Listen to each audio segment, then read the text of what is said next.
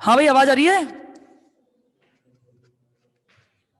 अरे good morning मैं इसलिए करती हूँ कि ये चेक करने के लिए आवाज आ रही है या नहीं आ रही है। आ रही है आवाज? अंकिता, आशीष, गोयल, ठीक है। चलो देखें आगे। कल हम बात कर रहे थे ओवरलैपिंग के बारे में।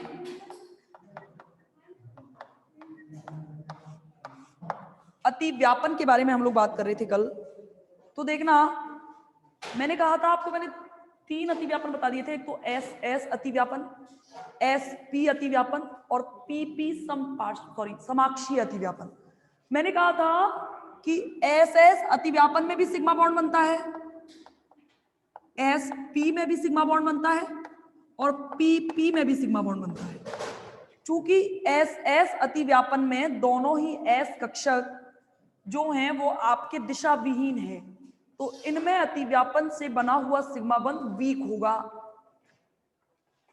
इस वाले में एक एस दिशा विहीन है और एक पी जो है वो दिशा युक्त है, तो इसमें थोड़े बहुत मतलब बनेगा सिग्मा बॉन्ड, लेकिन इससे तो प्रबल बनेगा। लेकिन सबसे ज्यादा प्रबल सिग्मा बंध कब बनेगा? सबसे ज्यादा प्रबल सिग्मा बंध जब बनेगा जब पी पी समाक्षीय अतिव्यापन होगा, क्योंकि इसमें सम का मतलब समान और अक्ष का मतलब एक्स वाई जेड।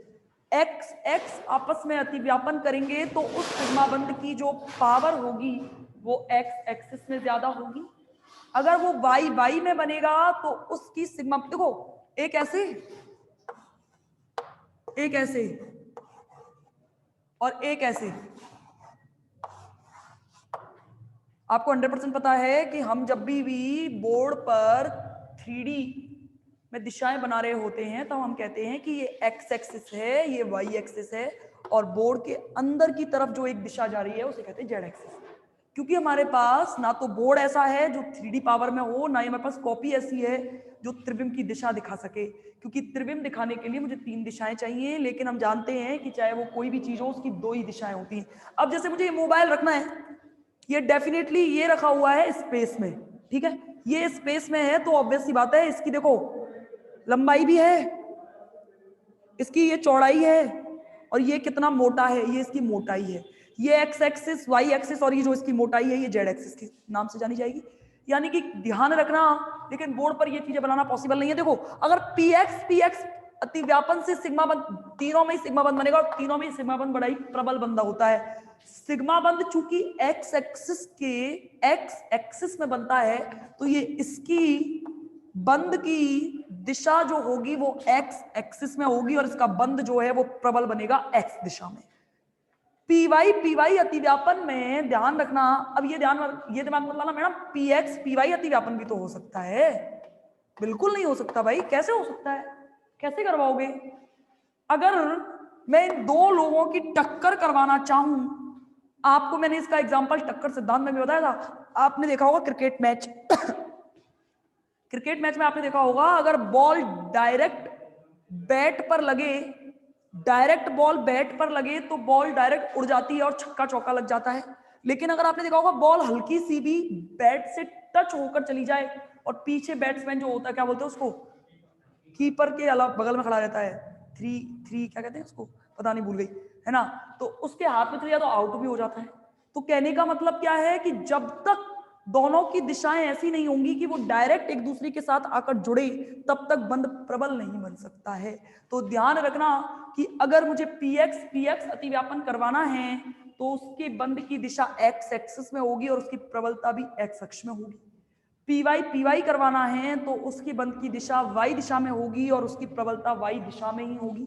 और पीजेड की बात करेंगे तो वो बनेगा जेड दिशा में और उस बंध की प्रबलता भी किस में होगी, जेड दिशा में। क्या कुछ कह रहे हो? चलो ठीक है, आगे देखना। इसके बाद दिशात्मक गुणों के बाद हम बात करेंगे अगला, ध्यान रखना ये ओवरलैपिंग, सॉरी एक और है क्या ना, पी समपार्श्विक अतिव्यापन। सिग्मा बॉन्ड कैसे बनते हैं ये समझ में आ गया। अब बात करेंगे पी समपार्श्विक अतिव्यापन की।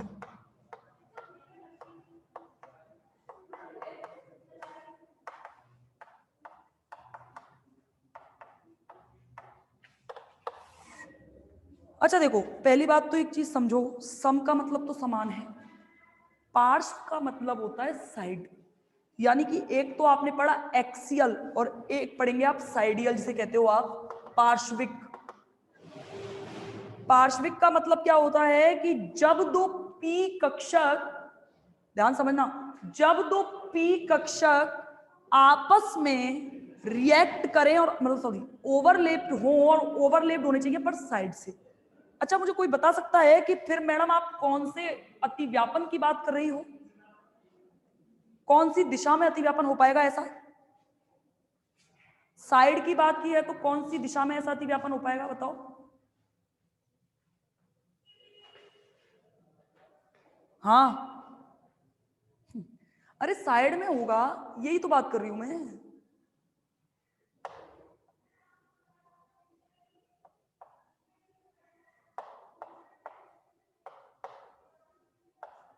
ये कौन सी दिशा में है?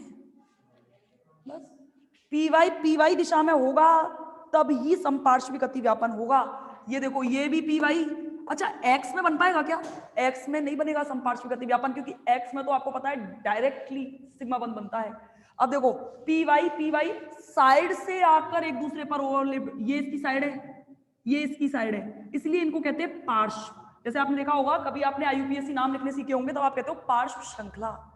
पार्श्व श्रृंखला का मतलब क्या है कि जैसे ये बनाया है मैंने, ऐसा कुछ ऊपर जोड़ दिया, यानी कि साइड में जो चीजें लगी हुई होती हैं, ये हमारे ये हाथ है ना, ये पार्श्व कहलाते हैं। हमारी स्ट्रक्चर, पूरी बॉडी स्ट्रक्चर ये है, हाथ जो बाहर निकले हुए होते हैं ये पार्श्व कहलाते हैं। आपने कभी देखा होगा, कभी आपने कभी क्वेश्चन सुना हो कि हमारी बॉडी में पार्श्व भाग कौन सा होता है? हमारी बॉडी का पार्श्व भाग होते हैं हमारे दोनों हाथ, जो साइड में ऐसे लगता है कि हमें लटके हुए हैं। ठीक है, तो देखो ये आपस में जब एक दूसरे के साथ ओवरलेप्ड होंगे तो बात करो, देखो मेरी पहले भी मैंने चर्चा की है, मेरी ड्राइंग पावर बहुत वीक है भाई। ठीक है, मैं कोशिश करती हूँ पूरा बनाने की, बनता कुछ और है।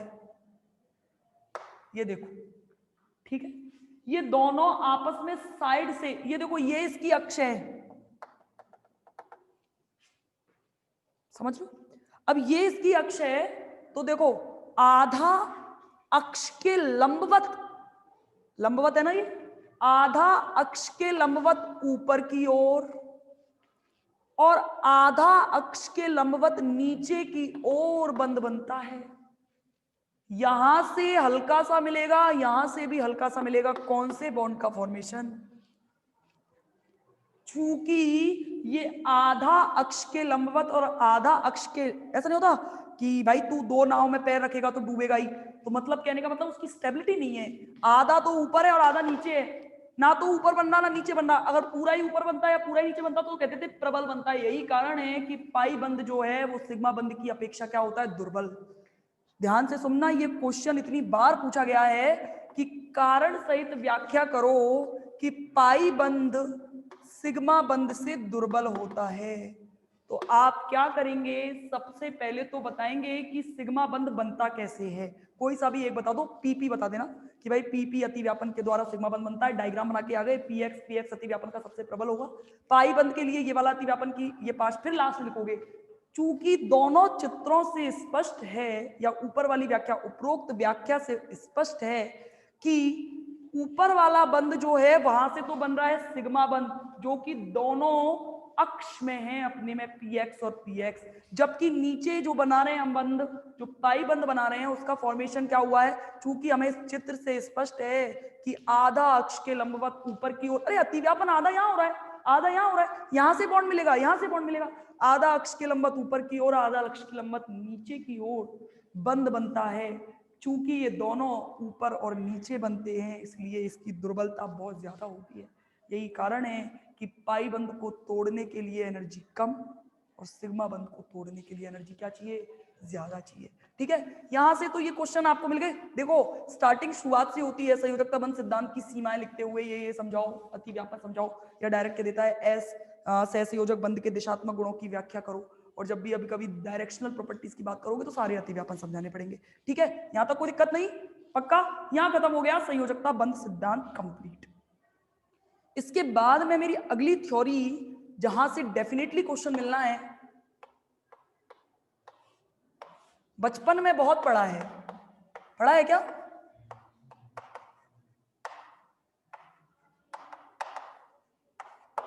हाइब्रिडाइजेशन, संकरण, इसको निकालने के मैं आपको तरीके बता दूंगी। पेपर में आपको वैसे ही करके आना है कि कैसे आपको करना है। मैं आपको ये सारी चीजें ये ध्यान रखना, यहां से आपका बेस तैयार होगा।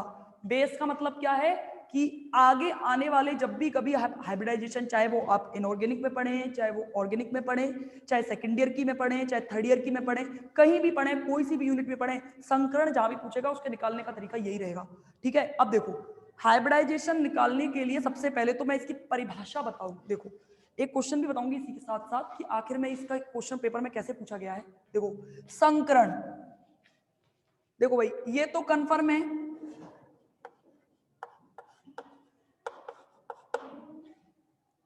जब दो परमाणुीय कक्षक आपस में, दो या दो से अधिक, जितने भी बनना चाहे, जब दो या दो से अधिक परमाणुीय कक्षक आपस में मिलकर उतनी ही संख्या में उसी ऊर्जा के, संकरण की डेफिनेशन वो एक्चुअली पूछता नहीं है कभी भी, पर मैं तो ऐसे बता रही हूं कि जब दो परमाणुीय कक्षक आपस में जुड़कर उतनी ही संख्या में उतनी ही ऊर्जा के, मतलब समान ऊर्जा के, समान आकृति के, समान आकृति नहीं, समान ऊर्जा के और समान आकार के आणविक कक्षक बनाते हैं, वो कक्षक संकृत कक्षक कहलाते हैं। और ये प्रक्रिया कहलाती है संकरण।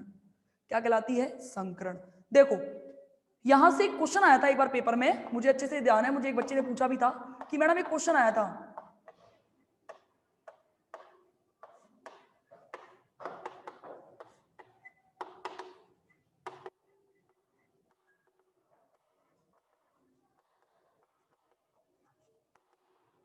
ये क्वेश्चन पूछा था, संकृत कक्षक प्रबल बंध क्यों बनाते हैं? देखो भाई हमें चाहिए क्या,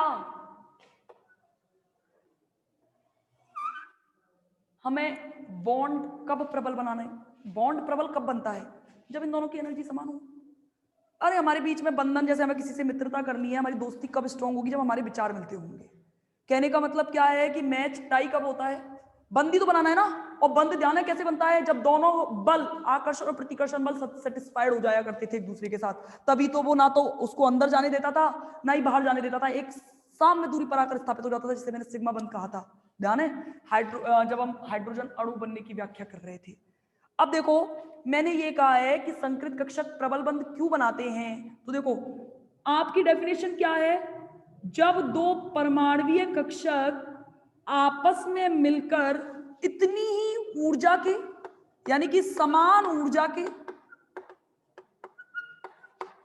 समान आकार के, समान संख्या में आणविक कक्षक बनाते होंगे, वो प्रक्रिया संकरण के नाम से जानी जाती है। अब देखो मुझे चाहिए क्या बंध प्रबल बनाने के लिए? ऊर्जा समान चाहिए, कोई डाउट? ऊर्जा समान कब होगी? जब दोनों के, मतलब लगेगा कि हाँ भाई एनर्जी जब समान होगी, दोनों एक दूसरे के साथ बराबर एनर्जी के साथ जाएंगे और बराबर एनर्जी से एक दूसरे के साथ आकर्षण और प्रतिकर्षण बल लगाएंगे। और जितना आकर्षण प्रतिकर्षण बल जितना इन दोनों के बीच में लगेगा ना, यानी कि समान ऊर्जा के में लगेगा, उतना असमान ऊर्जा के बीच में नहीं लगेगा। यानी कि कहने का मतलब क्या है कि जैसे अगर कोई मोटा व्यक्ति है और कोई बेचारा इतना सा व्यक्ति है बेचारा, इन दोनों को पहलवानी में खड़ा कर दो जरा, इसको एक थप्पड़ मार के ये बेहोश कर देगा, फिर काय का मैच एक साइड नहीं हो जाएगा? समझ में आ गया? यानी कि ऐसे में बॉन्ड प्रबल नहीं बनेगा। बॉन्ड प्रबल कब बनेगा? जब ये भी पतला हो या ये भी पतला हो, ये भी मोटा हो और ये भी मोटा हो, दोनों ही मोटे होने चाहिए या दोनों ही पतले होने चाहिए। यानी कि ध्यान रखना इनकी एनर्जी समान होनी चाहिए। इस क्वेश्चन का आंसर क्या आएगा पता है? संकरण की डेफिनेशन लिख दो बस इसमें। चूंकि हम जानते हैं कि संकरण में दो परमाणुीय कक्षक समान ऊर्जा के, दो समान ऊर्जा के परमाणुीय कक्षक आपस में अतिव्यापित होकर समान संख्या में समान ऊर्जा के समान आकार के कक्षकों का निर्माण करते हैं, आणविक कक्षकों का निर्माण करते हैं। चूंकि हम जानते हैं बंध प्रबल बनाने के लिए हमें इन्हीं तीन, इस पे अंडरलाइन करिएगा, हमें, चूंकि हम जानते हैं कि पूर्व में रेखांकित की गई जो मेरी जो शब्द हैं उनसे हम अच्छे से जानते हैं कि समान ऊर्जा होनी चाहिए, आकार भी समान होना चाहिए और संख्या भी समान बन रही है, तो बंध भी प्रबल बनेगा। यही कारण है कि संकृत कक्षक क्या बनाते हैं? प्रबल बंध बनाते हैं। यहां से एक क्वेश्चन बनता है। इसके अलावा आप देखो संकरण निकालने के तरीके। संकरण देखो कितने कितने प्रकार के, sp पढ़ेंगे, sp2 पढ़ेंगे, sp3 पढ़ेंगे, sp3d पढ़ेंगे, sp3d2 पढ़ेंगे और sp3d3 पढ़ेंगे। ये संकरण है। और जब आप सेकेंड ईयर में चलोगे, जब इसका उल्टा पढ़ने लगेंगे, dsp3, d2sp3, d3sp3, ये पढ़ते हैं। बाकी अब सेकेंड ईयर में चलते चलते तो ये और बचता है sp3 वाला, ये भी आ जाता है, एक आध क्वेश्चन आया है। तो देखो संकरण निकालने का तरीका sp, sp2, sp3, sp3d, sp3d2, sp3d3, इन सब के बारे में मैं सबके एक एक एग्जांपल लेके मैं आपको समझाती हूँ और एक एक एग्जांपल मैं आपको दूंगी, तो आप उन्हें मुझे करके दिखाओगे कि संकरण क्या होगा। यहां से ये चीज आपको समझ आ गई। देखो एक s और एक p कक्षक भाग लेना चाहिए, एक s और 2 p कक्षक भाग लेने चाहिए, एक s और 3 p कक्षक भाग लेने चाहिए, एक s 3 p और एक d भाग लेना चाहिए, एक s 3 p और 2 d भाग लेने चाहिए, एक s 3 p और 3 d भाग लेने चाहिए। ये संकरण के परिभाषा को, यानी कि संकरण के प्रकारों के बाद अब एक एक एग्जाम्पल की बात करते हैं। और एग्जाम्पल से पहले मैं आपको एक चीज लिख रही हूं, पीरियोडिक टेबल सबने पढ़ी है ना?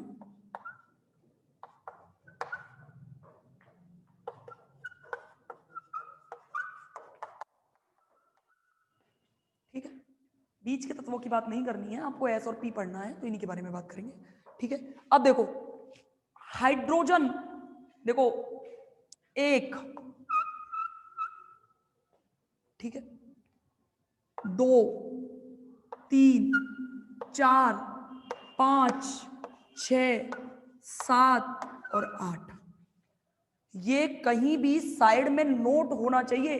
उसका कारण क्या है मैं बता दूं, क्योंकि ये चीज आपको यहाँ संकरण निकालना है और एमओटी में आपको मॉलिक्यूलर ऑर्बिटल डायग्राम्स बनाने हैं, वहां ये चीजें। देखो ये बाह्यतम कोश के इलेक्ट्रॉन हैं, क्योंकि आपको 100% पता है हाइड्रोजन में तो ठीक है एक ही होता है, ये तो हम पढ़ना भी नहीं है, इसमें तो संकरण कोई होता भी नहीं है। यहां से स्टार्ट करोगे तो बेरिलियम का परमाणु क्रमांक है आपका 4, है ना? तो ध्यान रखना, मैंने पूरे के पूरे प्रोटॉन और न्यूट्रॉन नहीं लिए, मैंने केवल बाह्यतम कोश के इलेक्ट्रॉन लिए। इसका 2, इसके आगे आने वाले सबका 2 2 2 2, ठीक है। जो जो एग्जांपल होंगे इसके बारे में बात करेंगे। बोरोन, एल्यूमिनियम, सारे के सारे इनके 3 बढ़ते जा रहे हैं, यानी कि मैंने इसलिए लिख दिया, ये तो याद होने चाहिए आपको, 100% याद होने चाहिए। Hydrogen, beryllium, boron, carbon, nitrogen, oxygen, fluorine और नियोन, ये चीजें आप ऐसे याद तो करते ही हो, ऐसे तो सबको याद है, लेकिन इसको ऐसे भी याद करना है। इसको ऐसे याद करने के 2 फायदे होंगे। पहला फायदा तो ये होगा, जिंदगी में कभी भी संकरण निकालने में और एमओटी मॉलिक्यूलर ऑर्बिटल डायग्राम बनाने में कभी कोई दिक्कत नहीं आएगी। और दूसरा तरीका ये है, खुश रहो, नंबर अच्छे आएंगे तो खुशी तो रहोगे, ठीक है। तो देखो इसके अलावा ये चीजें करने के बाद में आप सबसे पहले एग्जाम्पल लेते हैं एक, इस एग्जाम्पल के बाद सारे के सारे आपको करने हैं, मैं एक करा रही हूं बस, BeCl2। याद करो मैंने अभी थोड़ी देर पहले 2 लिखे थे ना, 1 2 3 4 5 6 7 8, 8 तक ही तो होते हैं। 1 2, सबसे पहला काम है कि आप केंद्रीय परमाणु लेंगे, पेपर में भी ऐसे ही करके आना है जैसे मैं कर रही हूं। केंद्रीय परमाणु क्या है? बेरिलियम की संयोजकता भी आपने देखी कितनी थी, इन दोनों इलेक्ट्रॉन्स को आपको ऐसे प्रेजेंट करना रहेगा, ठीक है। कौन कौन? यहां से 2 क्लोरीन है और ये वाला क्लोरीन 2 है और दोनों इलेक्ट्रॉनों के साथ बना रहा है सिग्मा बॉन्ड, ठीक है। देखो नंबर ऑफ, ये चीज करने के बाद में आपको निकालने हैं हाइब्रिड ऑर्बिटल, संकृत कक्षक। संकृत कक्षक का फॉर्मूला होता है, हाइब्रिड ऑर्बिटल का मतलब है संकृत, हाइब्रिड मतलब संकृत, ऑर्बिटल का मतलब कक्षक। हाइब्रिड ऑर्बिटल निकालने का तरीका है number of sigma bonds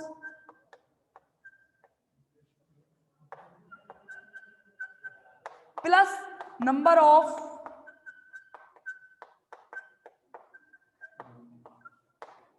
lone pair.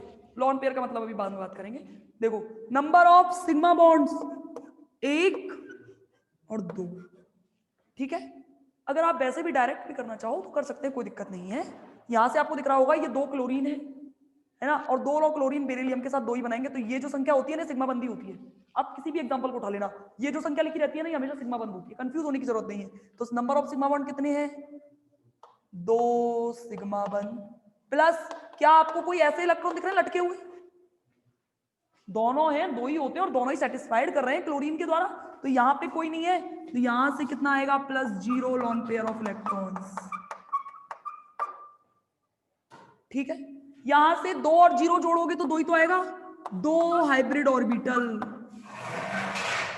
और 2 के लिए मैंने संकरण कौन कौन से बताए थे? sp, sp2, sp3, sp3d, ये तो बताए थे, और भी थे sp3d2, sp3d3। यहां पे कितने आ रहे हैं? 2 हाइब्रिड ऑर्बिटल, और यहाँ 2 कौन है? ये 1 2, यहाँ पे देखो 3 है, ये 2 p के 1 s का, यहाँ 3 और 1 4 है, 3 p के 1 s का, यहाँ 3 और 2 5 है, यहाँ 5 है। तो देखो, तो 2 हाइब्रिड ऑर्बिटल के लिए संकरण कौन सा आएगा? ये मेरा पहला चरण है, यानी कि पहली स्टेप है कि मुझे सबसे पहले क्या करना है? ये काम करना है। आप फटाफट इसे नोट करें, इसके बाद में मैं आगे बताती हूँ करना क्या, मिटाती हूँ फिर मैं इसे। कोई डाउट, कोई दिक्कत है किसी को?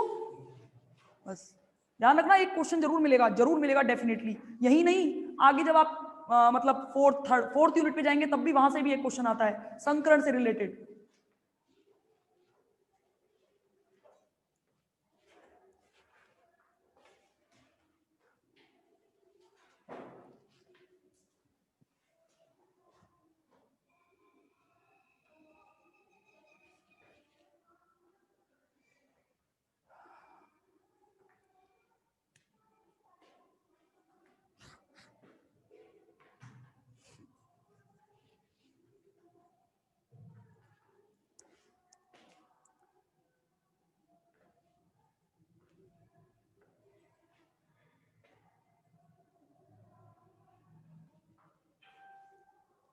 नहीं नहीं, लॉन पेयर को दोबारा समझा दो, मैं बताती हूँ, दोबारा बता देती हूँ, पर दूसरे एग्जांपल से। ठीक है, लॉन पेयर मैंने इसलिए नहीं, लॉन पेयर का एग्जांपल मैं अभी दे ही नहीं रही ना, संकरण पढ़ रहे हो ना, मैं थोड़ा सबर करा करो। मैं ऐसा हो सकता है कि मैं छोड़ दूंगी, सारी चीजें करानी है, एक एक चीजें, विश्वास करना सीखो मुझ पर, भरोसा तो करना पड़ेगा।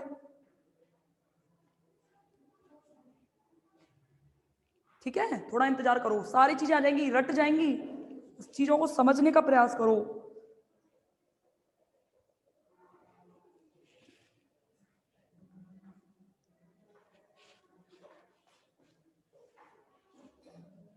एक आपको बस 2 चीजें याद करनी की हैं इसमें, एक तो इनकी शेप याद कर लेना। देखो ये हो गया यहां तक। अब देखो, ये मेरा पहला स्टेप है,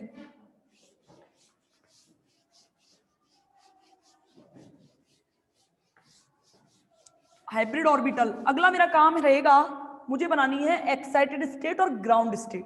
ग्राउंड स्टेट का मतलब है आद्य अवस्था, मूल अवस्था में इलेक्ट्रॉन कितने मिलेंगे। देखो सबसे पहले मैं बना रही हूं ग्राउंड स्टेट, किसकी? बेरिलियम की। मेरा पूरा फोकस है सेंट्रल एटम पर, जो इसका केंद्रीय परमाणु पर है, उस पर मेरा पूरा। अरे बेरिलियम ही तो अपनी शेप चेंज करेगा, क्लोरीन तो उस पर आकर अटैक कर रहा है। बेरिलियम ऐसा है कि आप तो अपने घर बैठे और आके आप में कोई 2 थप्पड़ मार जाए, फर्क आप पर पड़ेगा, वो तो मार के चला गया, उससे कोई मतलब नहीं। तो ध्यान रखना, मेरा पूरा फोकस है सेंट्रल एटम पर। देखो बेरिलियम की, आपने अभी देखा इसके बाह्यतम कोश में अभी देखे थे कितने इलेक्ट्रॉन थे? याद करो इसके 2 इलेक्ट्रॉन कैसे भरे जाएंगे? ठीक है, 1s2 करके भरे जाएंगे। अब देखना 1s2 s, ग्राउंड स्टेट में कितने इलेक्ट्रॉन है? 2 इलेक्ट्रॉन, 2 हैं तो 2 को इलेक्ट्रॉन को ऐसे भरोगे। ये ध्यान रखना, जब तक ये पूरा नहीं होगा तब तक यहां नहीं जाओगे। एक एक ये जो एक डब्बा बनाया ना, इसमें डब्बे में अधिकतम 2 इलेक्ट्रॉन आ सकते हैं, ये कंफर्म पता है आपको। ये ऐसा ही, ये पी होगा, पी के 3 होते हैं, px py pz। ठीक है, अब देखो एक्साइटेड स्टेट मेन है, बाकी तो आपको कोई दिक्कत आएगी नहीं, मेरी गारंटी है।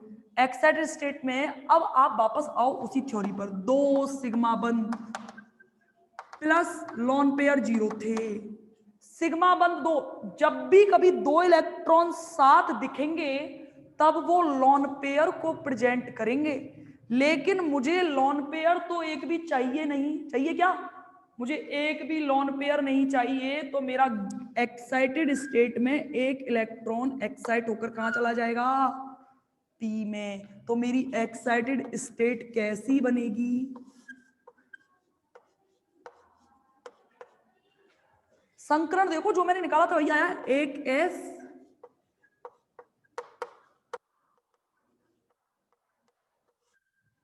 समझे या नहीं? अभी थोड़ा लगेगा, एक दो एग्जांपल और करेंगे तब और अच्छे समझ में आ जाएगा।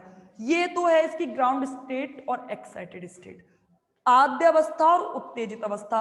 चूंकि ये BeCl2 बेचारा अकेला है, इसकी आकृति होती है रैखिक, ये याद करना पड़ेगा आपको ना, ये याद करना पड़ेगा, इसमें कोई दिक्कत नहीं है, लीनियर।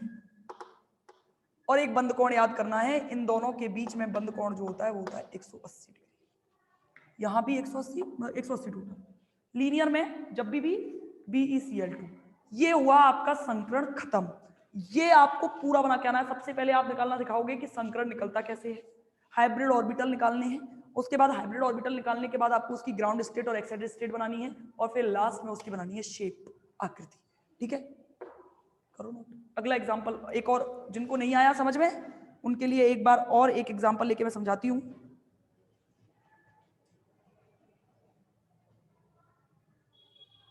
ये ध्यान रखना, ये हम सामान्य संकरण पढ़ रहे हैं, जनरल हाइब्रिडाइजेशन। जब हम आगे चलेंगे कि जनरल से थोड़ी विकृति आती है, तब हम पढ़ेंगे लॉन पेयर्स को।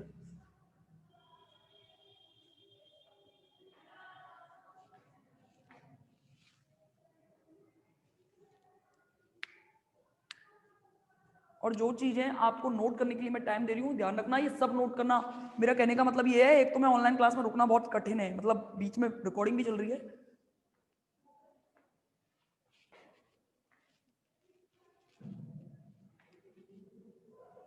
एक एक एग्जांपल ले लेते हैं बस, और कोई ज्यादा लेने की जरूरत है नहीं।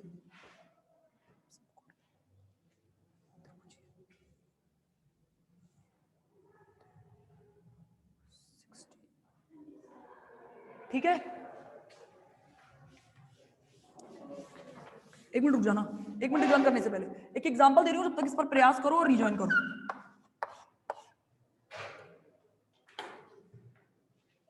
रिजॉइन कर लो, हाँ।